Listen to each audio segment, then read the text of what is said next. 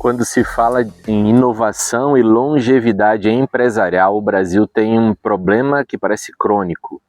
Poucas empresas sobrevivem à segunda geração. Mas aqui em Caxias do Sul, tem duas empresas que desafiaram essa estatística. É a Marco Polo e a Randon.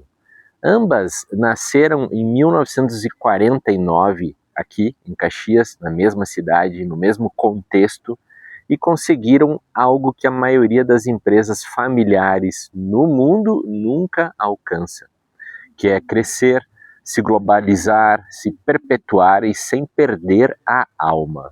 E aproveitando que eu estou aqui em Caxias, eu resolvi gravar esse vídeo que não é sobre ônibus ou carreta, é sobre liderança, cultura e sucessão. É sobre o mundo que pode aprender, o que a gente pode aprender com essas empresas gaúchas que transformaram a tradição num futuro.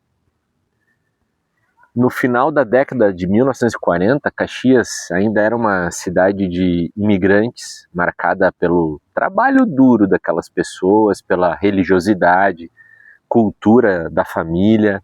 E foi aí, nesse cenário, que nasceram duas oficinas, uma voltada para reboque e outra que se tornaria Randon, e outra que era dedicada à carroceria de ônibus, que seria a Marco Polo. Mas o que começou como um negócio familiar de garagem se transformaria décadas depois em multinacionais que exportam para mais de 100 países. A Marco Polo, ela nos ensina uma das maiores lições de gestão já vistas. A tecnologia é comprável, a cultura não. E Paulo Bellini, que liderou a empresa por décadas, ele criou o que ficou conhecido como a cultura Bellini.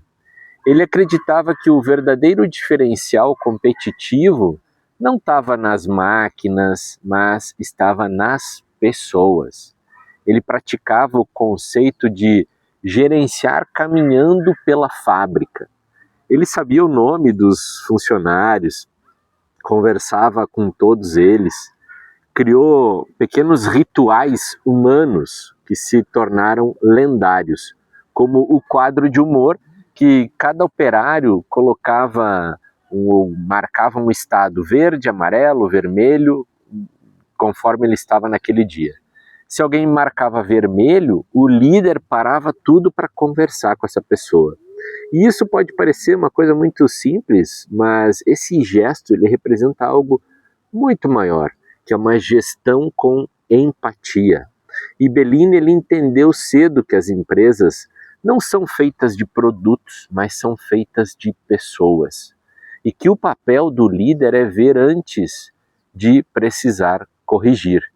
Quando chegou a hora da sucessão, a Marco Polo deu outra lição. Herdeiros não são obrigados a ser executivos. Eles devem sim ser preparados para ser acionistas responsáveis. A segunda geração ela foi treinada, isso é muito legal, né?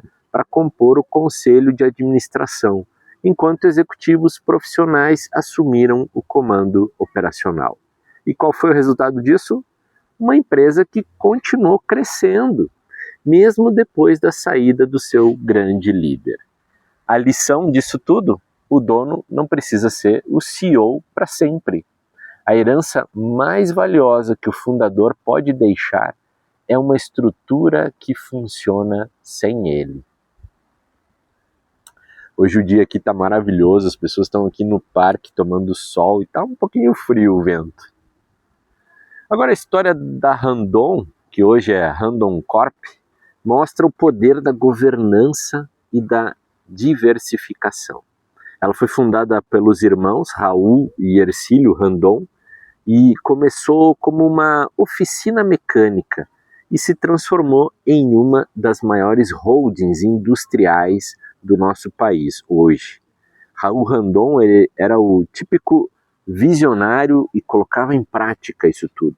Ele inovou o terceiro eixo e o freio a ar no Brasil, soluções que mudaram o setor de transporte. Mas o salto estratégico ele veio quando perceberam que o futuro não estava em fazer apenas carretas, mas em criar soluções que fossem completas de mobilidade e transporte.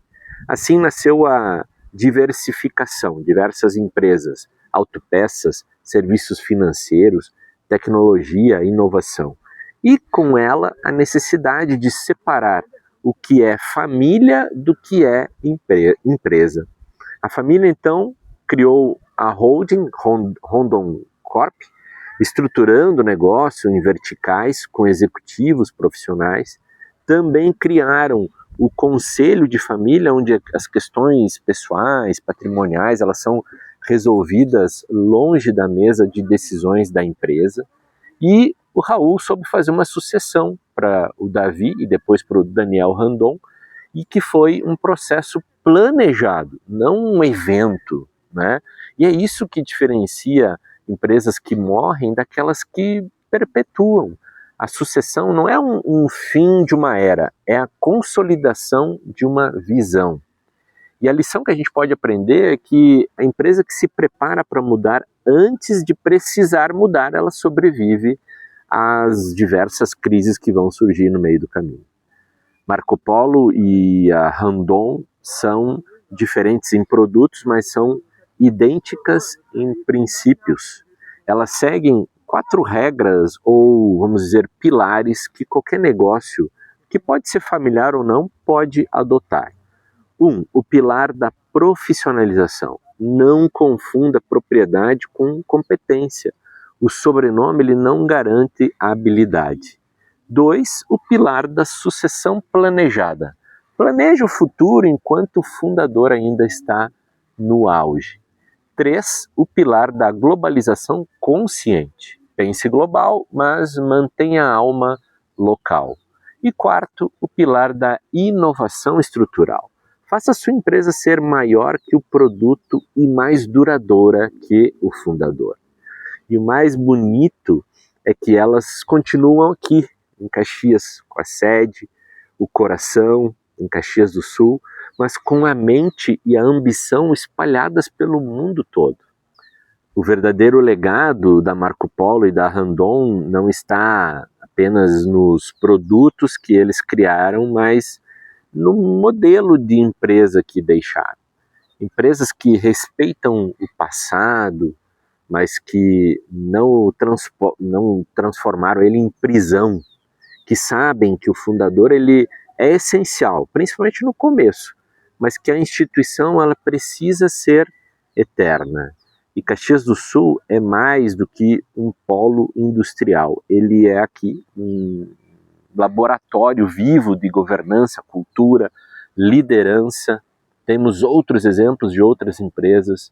E se existe uma mensagem que essas gigantes podem nos deixar, é justamente que a grandeza de uma empresa ela não está no que ela produz, mas no quanto ela consegue sobreviver ao seu fundador.